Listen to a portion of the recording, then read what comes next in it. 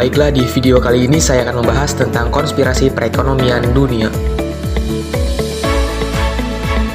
Konspirasi yaitu sebuah perjanjian antara dua orang atau lebih untuk melakukan kejahatan pada beberapa waktu pada masa depan.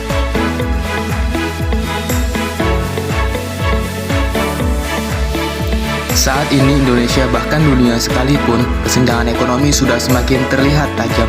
Istilahnya, yang kaya makin kaya, yang miskin makin miskin, dan termiskinkan masih melekat pada kondisi masyarakatnya. Kelemahan perekonomian rakyat didukung dengan banyaknya pengelolaan sumber daya yang dikuasai oleh kekuatan konspirasi, sehingga kekayaan sumber daya yang dimiliki negara dan seharusnya dimanfaatkan oleh rakyat terhalang oleh pihak konspirasi yang di belakangnya memiliki kepentingan, sehingga menjadikan pemerintah diberdayakan oleh pengaku konspirasi kepentingan. Pihak konspirasi disebut sebagai tukang catut. Tukang catut ini merupakan para pemegang kepentingan yang selalu memainkan kebijakan perekonomian pemerintah. Dalam realitasnya, pembangunan ekonomi kita, setiap proses dan tahap kegiatannya selalu ada ekonomi tukang catut. Bisa dikatakan ekonomi tukang catut ini karena dalam peranan perekonomian selalu dikuasai oleh pemangku kepentingan. Sedangkan dalam ekonomi tukang catut ini berlaku dari kalangan bawah hingga kalangan atas. Kalangan bawah seperti calo kalau di dalam negara Indonesia yang masih sering berkeliaran di sekeliling masyarakat. Sedangkan kalangan atas seperti pihak multinasional, korporasi yang perlahan-lahan memainkan peranan penting dalam perekonomian kita. Tukang catut tersebut membangun jaringan konspirasi di semua lini, seperti permodalan, perizinan, penetapan lokasi, dan manajemen perusahaan. Kondisi ini yang menyebabkan banyak munculnya korupsi. Ekonomi pro rakyat mewajibkan pengguna produk dalam negeri dan bimbingan teknik peningkatan kualitas. Namun, alasannya produk dalam negeri tidak berkualitas, sehingga perlindungan ekonomi rakyat melalui intervensi perluasan pemasaran untuk ekonomi rakyat. Jika melihat kasus di Indonesia, Profesor Musa mencontohkan kasus Freeport.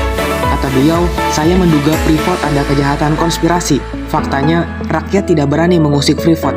Hanya pihak kepentingan yang bisa mengusik Freeport. Agar perekonomian Indonesia, bahkan dunia sekalipun tidak diberdaya oleh konspirasi kepentingan, maka konspirasi harus dilawan agar negeri-negeri tidak tergadaikan. Kalau ingin membangun pro rakyat, maka pemerintah harus melawan konspirasi. Kebijakan konvensional yang bisa mengentaskan perekonomian yaitu ekonomi kapitalis. Dikatakan pro rakyat jika dilihat dari terbukanya lapangan pekerjaan. Hal ini karena dalam perekonomian kapitalis banyak muncul korporasi multinasional yang memberikan peluang pekerjaan bagi masyarakatnya.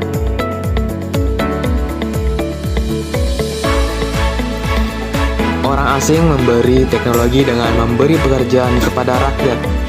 Ini kaitannya dengan memperbanyak regulasi yang pro rakyat.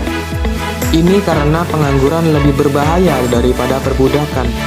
Banyaknya perusahaan asing inilah yang memberikan peluang kepada rakyat yang menganggur. Sama halnya dengan ketimpangan sosial. Ini juga memberikan peluang orang kaya memberikan pekerjaan kepada warga kalangan bawah.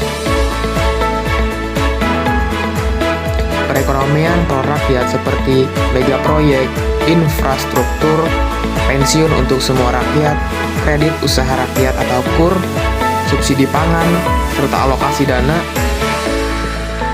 Megaproyek infrastruktur itu dapat dikatakan pro rakyat. Namun, pada titik tertentu, infrastruktur anggaran habis untuk merawat, terlebih kalau ada yang korupsi. Selain itu, pensiun untuk semua rakyat jangan sampai dilakukan agar tidak seperti Yunani yang terpuruk dalam perekonomian. Oleh karena itu, pemerintah harus hati-hati kalau menerapkan pensiun untuk semua rakyat, karena akan defisit anggaran pemerintah. Untuk mengentaskan pengangguran, bahwa yang harus ditolong dalam peningkatan perekonomian rakyatnya harus dari kalangan yang kreatif.